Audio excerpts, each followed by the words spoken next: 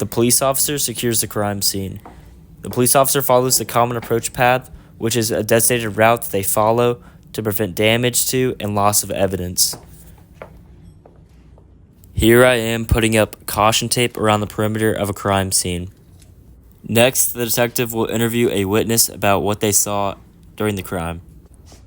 So, did you see anything out of place at the crime scene today? There was a gun, and it fell out of his pocket when he started running. And what did the guy look like with the gun? He was the dude that was wearing the Jordans. Did you see where he ran off to? He went to the right. That's all. Thank you for your time. This is a CSI outfit. It consists of a disposable covering, shoe covers, gloves, and sometimes a mask. I will now search the scene using a grid method, marking any evidence that I find.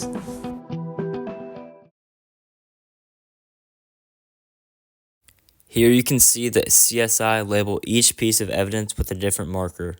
He labels the soil with 14, the pliers with 8, the gun with 13, and the blood splatter with 15. I am the medical examiner.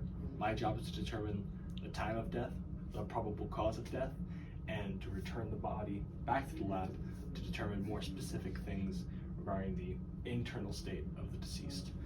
To determine time of death, a liver probe will be inserted into the deceased, into the liver, and based on the temperature of the liver, we'll be able to indicate when the body was alive. To determine probable cause of death, we'll look at the scene, we'll look at the state of the deceased, and that will help us determine a probable cause of death. Given the pool of blood and the gun in evidence, the most likely cause of death is gunshot wounds. The main goal of forensic photography is to document evidence, both collectible and uncollectible. There are 4 main types of shots taken. The long-range shot, which gets a sense of the entire scene. The mid-range, which shows relation of evidence to the scene. The close range with marker and ruler, which helps get a sense of the size of the evidence and finer details.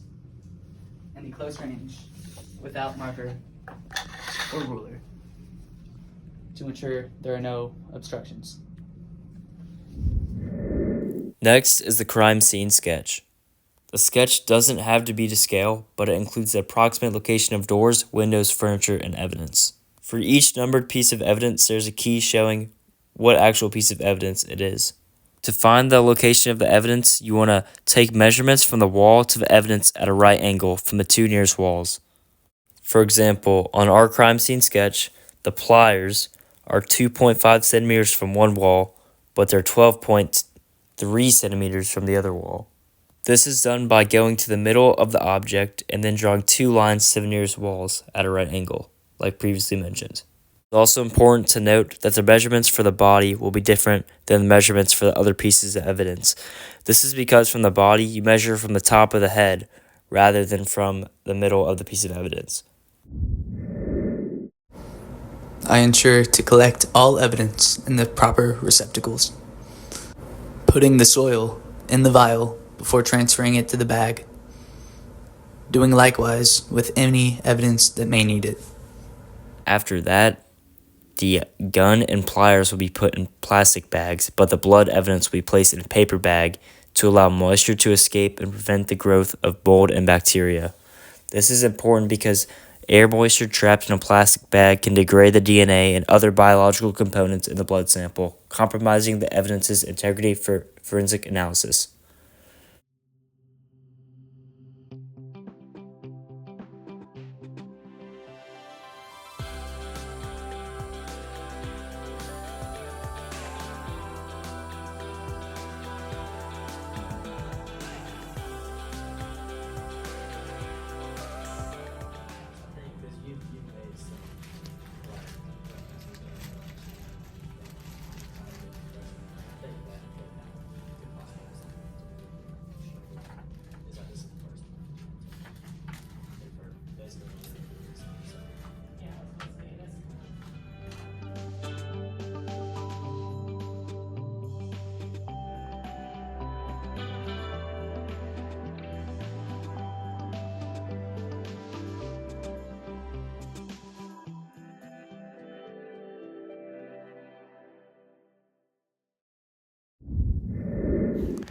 The chain of custody is documentation used to provide a written account of who receives what piece of evidence and when they have received it.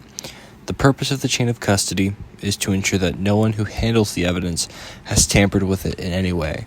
It is important to maintain the chain of custody accurately so that evidence collected at a crime scene can be admissible in court and used to determine the guilt or innocence of a suspect.